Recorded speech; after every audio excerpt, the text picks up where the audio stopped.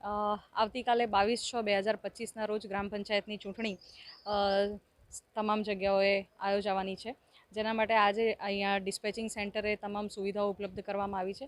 આવતીકાલે 92 મતદાન મથકો મોડાસા તાલુકાના તેના પર મતદાન થવાનું છે અને હું મોડાસા તાલુકાના તમામ ગ્રામજનોને, તમામ મતદારોને હું અપીલ કરીશ કે તેઓ બહોળી સંખ્યામાં મતદાન કરે અને શાંતિપૂર્ણ રીતે મતદાનની કાર્યવાહી સંપૂર્ણ થાય। Thank you.